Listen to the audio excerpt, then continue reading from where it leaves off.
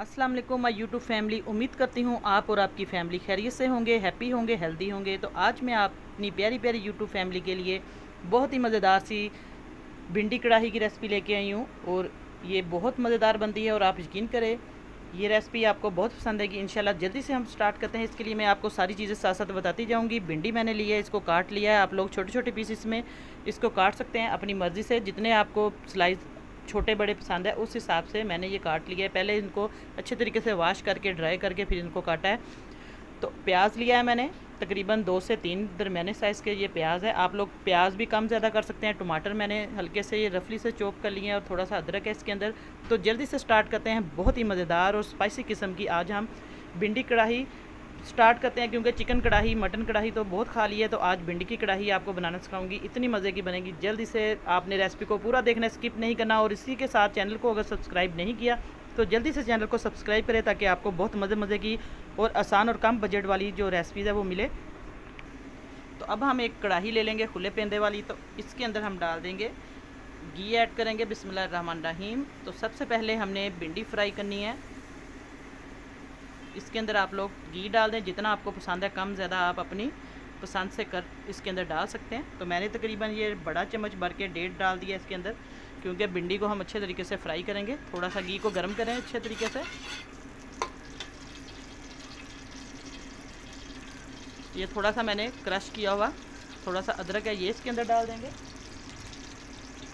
सबसे पहले भिंडी को फ्राई करने से पहले एक बात आपको बता दूं, भिंडी क्योंकि थोड़ा सा ये बादी होती है और बाद लोगों के पेट में गैस भी हो जाती है, तो ये हम अजवाइन इसके अंदर डालेंगे, लाजमी थोड़ी सी डालेंगे, एक चुटकी भर के। तो अब इसके अंदर सबसे पहले हम भिंडी को फ्राई कर देंगे बिस्मिल्लाहिर्रहमानिर्रहीम।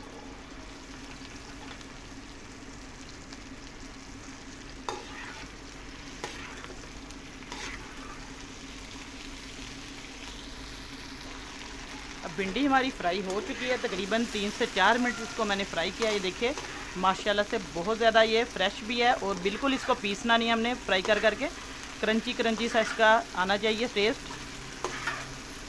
तो अब इसके अंदर हल्की से हम कलवंजी ऐड कर देंगे, तकरीबन ये 2 से 3 चुटकी है। इससे भी बहुत मज़े का टेस्ट आएगा और ये बहुत जल्दी हज़म हो जाएगी। अब इसके अंदर हम प्याज ऐड कर देंगे। अब भिंडी के अंदर ही हम प्याज को फ्राई करेंगे अच्छे तरीके से।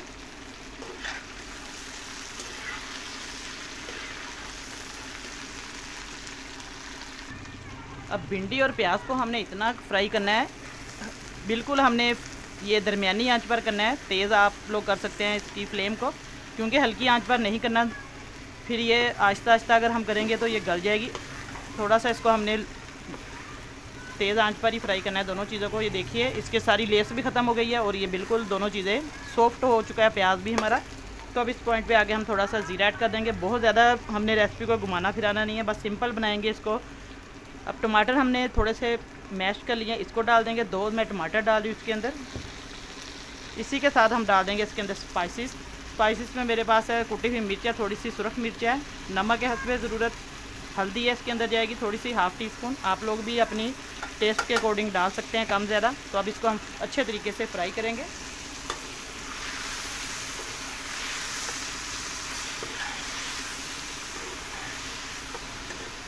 ये देखिए माशाल्लाह से अब टमाटर जो है इसके अंदर ऐड हो गए हैं, तो टमाटरों ने भी अपना पानी छोड़ना है। तो बस इसी के दौरान हम ये सारी जो सब्ज़ी है वेजिटेबल हमारी फ्राई होगी। बहुत खूबसूरत और माशाल्लाह से देखिए कलर बहुत ज़बरदस्त इसका है। अब इसको हम फ्राई करेंगे थोड़ी देर के लिए।